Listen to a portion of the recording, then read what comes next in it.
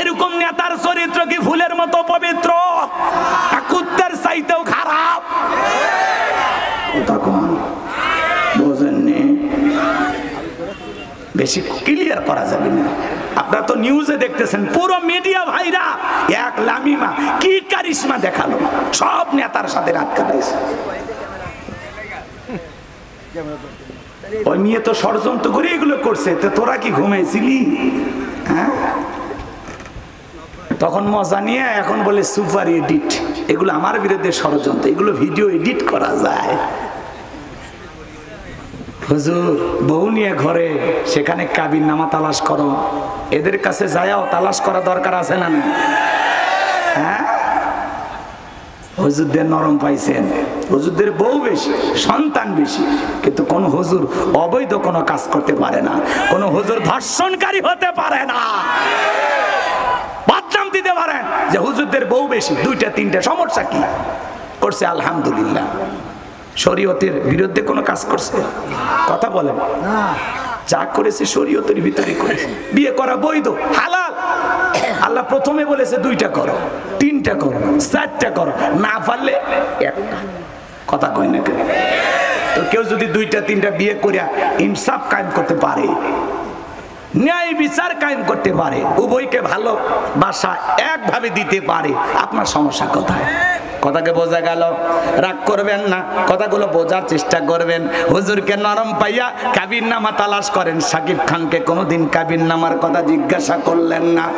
কেমনে বুবলিকে বিয়ে করলা, কেমনে অপুকে বিবাহ করলা, কথা কোন ঠিক কিনা? পরিমণি আপাকে জিজ্ঞাসা করলেন না, মমতাজকে জিজ্ঞাসা করলেন না, মাহি আপাকে জিজ্ঞাসা করলেন না, এই সমস্ত চেয়ারম্যানকে জিজ্ঞাসা করলেন না, এই মহিলার সাথে এরকম অন্তরঙ্গ ভিডিও কেন আসলো, মহিলাটা সম্পর্কে তোমার কি হয়, জিজ্ঞাসা করার দরকার আছে না নাই? আলেমদের নরম পায়ে ঠকাইতেছেন, সমস্যা নাই, দুনিয়া কোনো না কোনো ভাবে শেষ হয়ে যাবে, পরকালে আল্লাহর কাছে জবাব দেওয়ার জন্য প্রস্তুত থাকেন। কথা কোন ঠিক কিনা? সামনের দিকে যায়, কথা অনেক লম্বা হবে বাজান, ওদের চলাকলাই বোঝা যাবে না, ওরা নানান ধরনের চলাকলা করবে, আর আমাদেরও কম দোষ নাই, আমরাও কিন্তু মোটামুটি একটু ডিস্টার্ব আছে আমাদের ভিতরেও। কারণটা কি জানেন? নির্বাচনের আগে 500 টাকা 1000 টাকার বিনিময়ে নিজেরা আমানতটা বিক্রি করে, আছে না নাই? আমার এক নানি আছে, নির্বাচনের পরের দিন এলাকায় গেছি, ডেকে বলে হুজুর রে দোয়া করিস। কি হয়েছে? কয় প্রত্যেক বছরের জন্য একবার নির্বাচন হয়। কেন? কয় এক রাতেই 4200 টাকা কামাই। আমি তখন বললাম নানি বিষয়টা বুঝলাম না।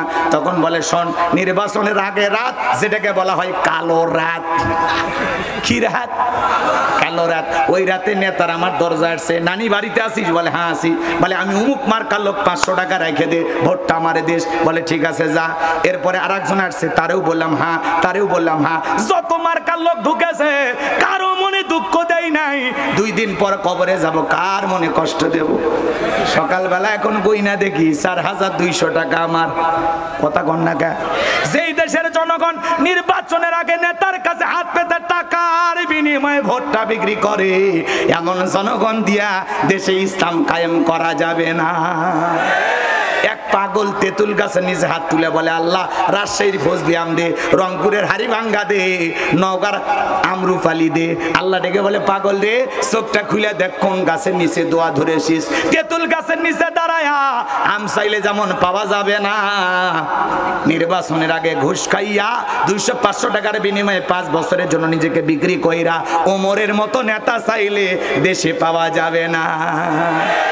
আপনি যখন হাত তুলে বলেন আল্লাহ এ দেশের নেতাদেরকে উমরের মতো বানায়া দাও, আল্লাহ ডেকে বলে উমরের দেশে থাকার মতো জনগণ কি হতে পেরেছিস?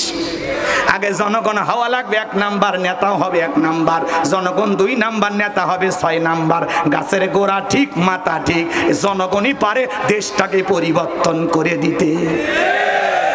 তালুকদার বংশের মতো কলিজা যদি বড় হয়, বাপের বেটা হয়ে থাকলে হাত তুলে বলেন তো নির্বাচনকে কেন্দ্র করিয়া কোনোদিন চা বিড়ি পান সিগারেট 10টা টাকাও নেবেন না? কারা কারা হাত তোলে তো দেখি। নেবেন না তো ইনশাআল্লাহ?